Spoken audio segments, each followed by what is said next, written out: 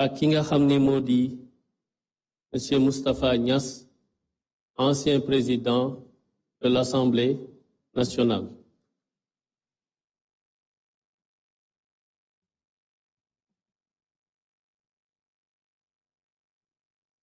Monsieur le Président de la République, je voudrais d'abord m'excuser auprès de l'assistance et des participants puisque il m'est impossible de me tenir debout plus de 3 minutes, même quand je m'appuie sur ma canne.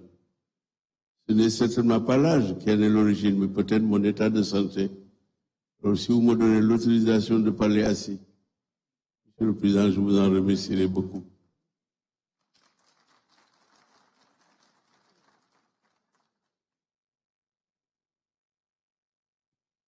Monsieur le Président de la République, Monsieur le Président de l'Assemblée nationale, Monsieur le Premier ministre, Mesdames, Messieurs les chefs d'institution, toutes autorités en vos rangs et grades, je vous salue avec respect et avec considération. Sans doute le privilège de l'âge vous vaut de devoir prendre la parole devant cette auguste assemblée et devant ces éminents participants au dialogue national qui va se dérouler pendant presque une semaine, je crois, à partir d'aujourd'hui. Monsieur le Président, merci de votre invitation que j'ai reçue avec fierté. J'ai tenu personnellement à venir répondre à cette invitation. Le parti politique auquel j'appartiens et qui est dirigé par l'honorable député Mbaye est représenté par lui-même et par d'autres camarades qui sont ici présents. Monsieur le Président de la République, ce dialogue est venu à son heure. Une année après l'exercice du pouvoir suprême par vous-même et par l'équipe qui vous seconde dans cette éminente mission. Le président Senghor définissait l'État moderne par 3 critères. Le premier, c'est des finances saines. Il disait le premier critère qui constitue le soubassement d'un État moderne, c'est des finances saines. Le second critère, c'est une administration organisée. Et le troisième, une justice indépendante. Voilà, selon le président Senghor, dont j'ai été l'élève, le disciple, comment se définissait à son niveau, et selon lui, l'État moderne. Les finances saines sont des ressources, nécessairement, des ressources internes et des ressources externes, bien gérées, et que vous le dites souvent, dans la transparence et de manière juste.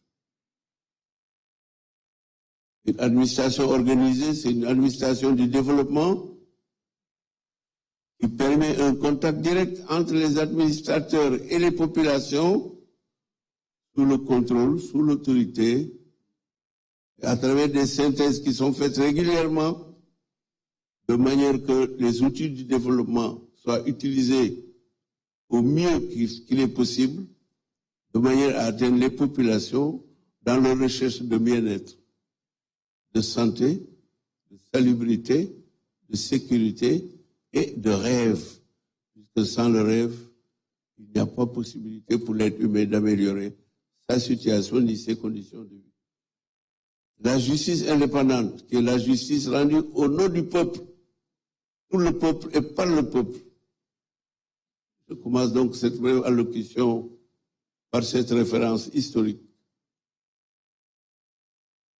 Des efforts humains conduits à partir d'un programme précis, dans le cadre d'une volonté commune partagée pour sortir des ornières du sous-développement, puisque le sous-développement se définit par les difficultés inhérentes à la vie quotidienne, et il n'existe pas un seul pays au monde où il n'y ait pas de problème de développement. Puisque le développement est un exercice continu, à composantes multiples, par étapes régulières, mais il est porté aussi par des institutions de toute république ou de tout État, tous les empires et les royaumes, ensemble, la main dans la main, avec les 3 références que vous donnez souvent dans vos allocutions, Monsieur le Président de la République, c'est-à-dire la tolérance,